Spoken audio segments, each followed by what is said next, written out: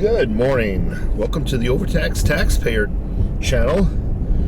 I am on my way to work so I can be a good citizen and pay my taxes. If you haven't subscribed, please do so. Also click the bell icon. That'll let you know every time I put out a video, let you know in advance every time I put out a live stream. And finally, to fool the algorithms of YouTube, please watch the video in its entirety, and that way it gets promoted as a more respectable video, you know. Anyhow, I just checked the prices of silver 5 minutes ago. Kitco.com, $22.83 a troy ounce for silver. Cryptocurrencies, they're stagnant. So silver, for that matter, you know, just because it goes up 20 cents here and there, what is that in your stockpile? It's not really much.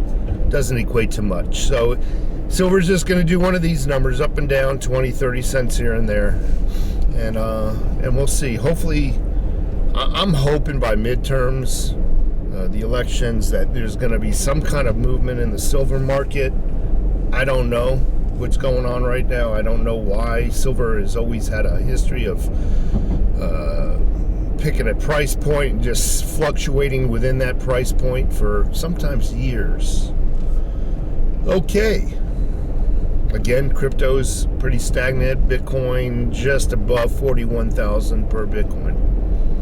All the other cryptocurrencies kind of following in the downward trend, which means all of them, including silver, with them you have a prime opportunity to buy, to get into it. So I urge everybody to do that. It's kind of early right now. I'm gonna get to work a little bit early so I can get out a little bit early. I need to get in and out today. Today's leg day at the gym, and that requires me getting in a little earlier into the gym so I can focus a little bit more time doing my my routine. Got this biker. I love these little liberal bikers. They take up the whole road, you know. You see how far I moved over?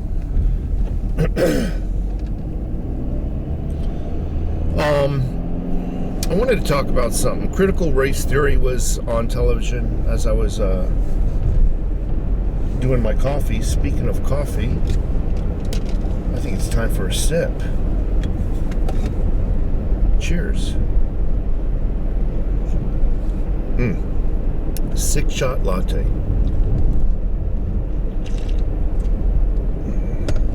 Freshly ground beans. Did I spit on myself? I'm having a little problem this morning. It's like I'm still in bed. My brain is still in bed or something. My tongue feels disconnected from my brain. Everything feels disconnected from my brain.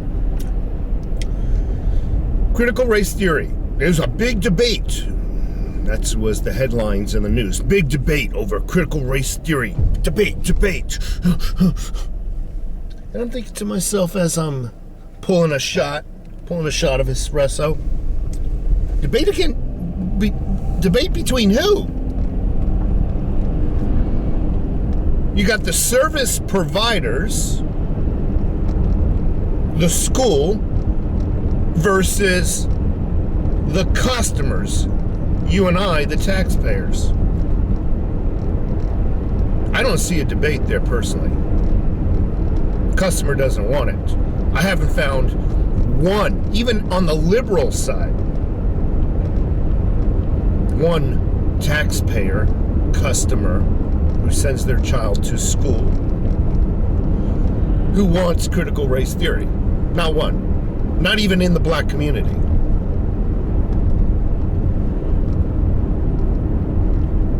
Now, I will admit some underinformed people don't even know what it is, but putting them aside, the people who do know what it is don't want it. So I don't understand what this debate is. And I find that the American citizens are getting very skittish. They're scared of their own shadows. I hate that. You know, won't stand up for themselves.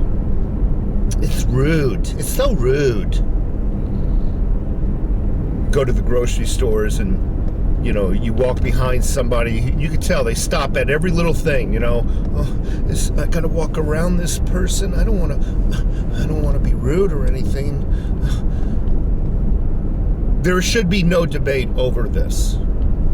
We are the taxpayers. We don't want the product you're selling. Enough said. Enough said. I'm tired of this. And I always say this, if you're trying to ram it down our throats, force it upon us. And that goes for anything out there, anything. If it has to be forced upon the people, there should be some serious questions asked. Why? If it's so good, you would think we would voluntarily accept it. But why does everything the left seem as good needs to be forced upon people? It's good for you. Eat your peas, it's good for you. No, I said eat your peas. You eat it or you wear it. That was my parents' thing. You eat it or you wear it. And we would sit at the dinner table for like what seemed like hours, just looking at the freaking lima beans and vegetables. Eventually my dad would get up and just dump it on our heads. Pissed off. I mean, he wasn't abusive, but that was they were old-fashioned. Honestly, they were just old-fashioned. Old-fashioned, you know, you don't talk at the dinner table. Very old-fashioned, my folks were. Very strict, very old-fashioned. And I guess that's why I am a conservative. I believe everybody should pull their own weight. I believe everybody should be self-reliant upon themselves. I feel that help, reaching out for help, while everybody has been in need of help and everybody deserves help, I feel that help is should be a temporary state, not a permanent state where you reach out and need help for your entire life through welfare programs and socialism and everything. Help is, in my opinion, should be prescribed in very small dosages. Otherwise, help can be very, very addictive. You start to rely on help. You start to need it. You start to learn to just survive on it. So, anyway, I gotta run. I'm tired of these so-called debates because they're nothing more than debates between the politicians and the school boards, one or the other or both, no matter what regard to what subject. These debates never seem to be people against people. It's always us against politicians, us against school boards. Again, why is there a debate? They always tell us that they are, when they go to ask for a vote, I'm going to Washington to serve you. I'm going to be your servant. They get there and they force things upon us. I thought we are the boss. You're the servant, we're the boss. Why are you trying to force something upon us? They are not our servant.